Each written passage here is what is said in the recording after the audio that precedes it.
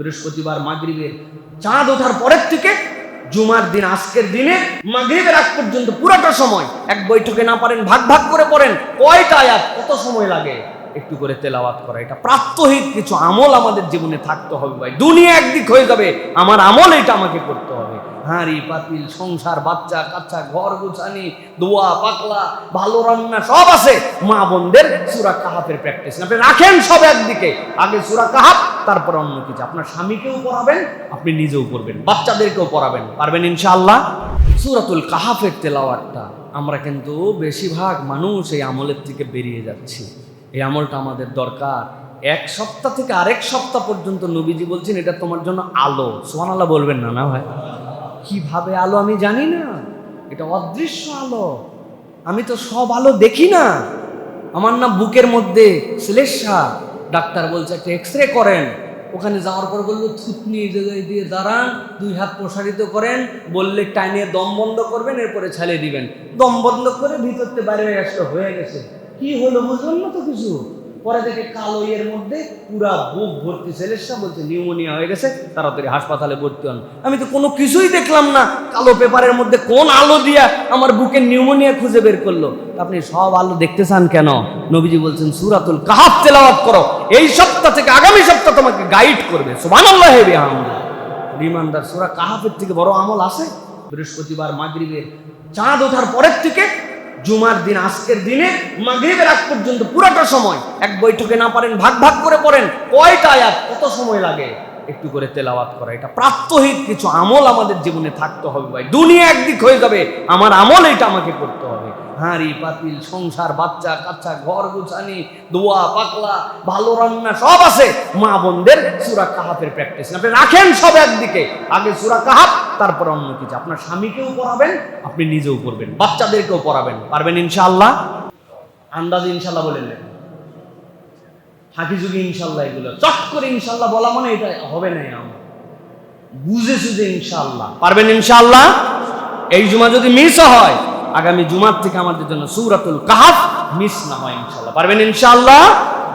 যে এই ছাত্র ভাইয়েরা আজকে পড়া হয়নি, আপনি যাওয়ার পরে মাগরিবের আগে এই সূরা কাহাফ শেষ করবেন। এটা হচ্ছে আগামী সপ্তাহ পর্যন্ত এফেক্ট দেখতে পাবেন ইনশাআল্লাহ। আল্লাহ গাইড করবে আমাদেরকে ইনশাআল্লাহ। যেটা ফরজের পরে অত্যন্ত গুরুত্বপূর্ণ আমল, সেটা হচ্ছে রাসূলুল্লাহ সাল্লাল্লাহু আলাইহি ওয়াসাল্লামের প্রতি বেশি বেশি দরুদ পাঠ করা।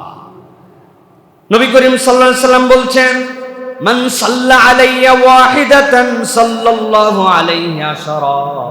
কেউ যদি আল্লাহ রাসূলের প্রতি একবার দরুদ এবং সালাম পেশ করে, আল্লাহ রাব্বুল আমিন তার জন্য 10টা বরকত দান করে দেন। মান সাল্লা আলাইয়া মাররাতান সাল্লাল্লাহু আলাইহি আশারা। অন্য এক জায়গায় আসছে, কেউ যদি আল্লাহ রাসূলের প্রতি একবার দরুদ এবং সালাম পেশ করে, আল্লাহ রাব্বুল আমিন 10টা রহমত বরকত তার জীবনে দান করে দেন, 10টা সওয়াব দেন, 10টা গুনাহ মাফ করে দেন, 10টা নিয়ামত তার উপর আল্লাহ দান করে দেন। আর যখন দুনিয়ার যে কোনো প্রান্ত থেকে যে কোনো মানুষ যদি একবার আল্লাহ নবী সাল্লাল্লাহু আলাইহি ওয়াসাল্লামের প্রতি দরুদ পাঠ করে, একদল ফেরেশতা অ্যাপয়েন্টেড আছে, তারা দরুদটাকে আল্লাহ নবীর কাছে নিয়ে যায়। ওই ব্যক্তির নাম, তার পিতার নাম সহ বলে, ইয়া রাসূলুল্লাহ, আপনার উম্মতের মধ্যে থেকে অমুক, তার পিতার নাম অমুক, সে আপনার কাছে দরুদ প্রেরণ করেছে, আল্লাহ নবীর কাছে এটা পৌঁছায় দিলে নবীজি সাল্লাল্লাহু আলাইহি ওয়াসাল্লাম তার উত্তর দিয়ে দেন। সুবহানাল্লাহ। এই জন্য প্রিয় ভাইরা, নবী করিম সাল্লাল্লাহু আলাইহি ওয়াসাল্লামের প্রতি দরুদ এটা আমাদের জীবনের একটা একদম র্যান্ডম আমল হওয়ার কথা। বিশেষ করে জুমার দিনে আসরের সালাতের পরে এটা খুব গুরুত্বপূর্ণ সময়। আল্লাহর কাছে দোয়া কবুল হয়, আল্লাহ রাব্বুল আমিন বান্দাদের দোয়া কবুল করেন। এবং নবী করিম সাল্লাল্লাহু আলাইহি ওয়াসাল্লাম বলেছেন, আমার প্রতি বেশি বেশি দরুদ এবং সালাম পাঠ করো। ভাইরে ভাই, অন্যদিন যা গল্প করি, গুজব করি, যাই করি, জুমার দিনটা একটু আমরা কাজে লাগাই। বিশেষ করে আমার তালেব ইলম অনেক ভাইরা আছেন, নিজেদের জীবনের বিশাল অংশ এখনো সামনে আমাদের পড়ে আছে। লাইফটা অনেক দূর পর্যন্ত আপনাকে নিয়ে যেতে হবে। আল্লাহর জন্য কাজ করতে হবে, দ্বীনের জন্য কাজ করতে হবে, দেশের জন্য কাজ করতে হবে, মুসলিম উম্মার জন্য কাজ করতে হবে। আপনি হয়তো ভাবতেছেন আমি আর তেমন কে। ও ভাই, আপনি কে আপনি নিজেই জানেন না। আল্লাহর বলেন আপনাকে কি বানায় দিতে পারেন আপনি জানেন না।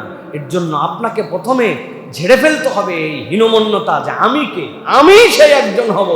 আমার মতোই কেউ একজন সালাউদ্দিন আইয়ুবী হয়েছিলেন, আমার মতোই কেউ একজন খালেদ বিন ওয়ালিদ হয়েছিলেন, আমার মতোই কেউ একজন আল্লাহ রাব্বুল আমিন কবুল করে তাকে শাহজালাল ইয়ামিনী হিসাবে প্রেরণ করে দিয়েছিলেন। তা আমিও আল্লাহ রাব্বুল আমিনের কাছে সেরকম ডেডিকেটেড একজন বান্দা হতে চাই। পাথেও কি ফরজের পরেই নফল আমলগুলো বাড়াতে হবে, নবীজির প্রতি দরুদ এবং সালাম বাড়াতে হবে। জুমার দিনে আসরের ওয়াক্ত যখন থেকে শুরু হবে, আসর মানে কিন্তু সোয়া 5টা না, এই একটা ভুল ধারণা নিয়ে আমরা আছি। আসর থেকে মাগরিব মানে আসরের ওয়াক্ত যখন শুরু হয়ে যায়, আউয়াল ওয়াক্ত থেকে একদম মাগরিব পর্যন্ত পুরো সময়টুকু অনেক গুরুত্বপূর্ণ। বান্দা দোয়া করে, আল্লাহ দোয়া কবুল করেন। ইমাম নববী বলতেছেন এটা আসরের পর থেকে মাগরিব পর্যন্ত আল্লাহর কাছে দোয়া, আল্লাহর কাছে কামনা, নবীজির প্রতি দরুদ এবং সালাম, আল্লাহর জন্য বেশি বেশি নিবেদিত হয়ে যাওয়া। সপ্তাহে একদিন এটা আমাদের প্র্যাকটিস হওয়া উচিত। আল্লাহ রাব্বুল আলামিন যেন তৌফিক দান করেন।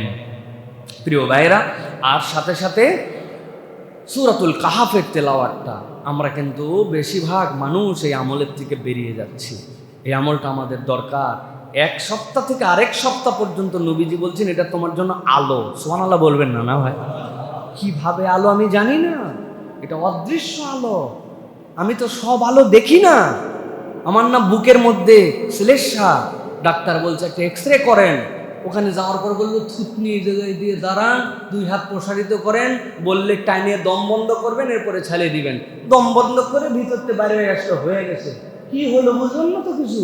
পরে দেখে কালো এর মধ্যে পুরা বুক ভর্তি শ্লেষ্মা, বলছে নিউমোনিয়া হয়ে গেছে, তাড়াতাড়ি হাসপাতালে ভর্তি হন। আমি তো কোনো কিছুই দেখলাম না। কালো পেপারের মধ্যে কোন আলো দিয়া আমার বুকের নিউমোনিয়া খুঁজে বের করলো? আপনি সব আলো দেখতে চান কেন? নবীজি বলছেন সূরাতুল কাহাফ তেলাওয়াত করো, এই সপ্তাহ থেকে আগামী সপ্তাহ তোমাকে গাইড করবে। সুবহানাল্লাহ বিহামদিহি। রিমান্ডার সূরা কাহাফের থেকে বড় আমল আছে? বৃহস্পতিবার মাগরিবের চাঁদ ওঠার পরের থেকে জুমার দিন আজকের দিনে মাগরিবের আগ পর্যন্ত পুরোটা সময় এক বৈঠকে না পারেন ভাগ ভাগ করে পড়েন। কয়টা আয়াত, কত সময় লাগে? একটু করে তেলাওয়াত করা। এটা প্রাত্যহিক কিছু আমল আমাদের জীবনে থাকতে হবে ভাই। দুনিয়া একদিক হয়ে যাবে, আমার আমল এটা আমাকে করতে হবে।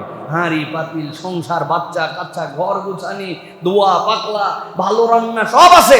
মা বোনদের সূরা কাহাফের প্র্যাকটিস আপনি রাখেন সব একদিকে। আগে সূরা কাহাফ, তারপর অন্য কিছু। আপনার স্বামীকেও পড়াবেন, আপনি নিজেও পড়বেন, বাচ্চাদেরকেও পড়াবেন। পারবেন ইনশাআল্লাহ?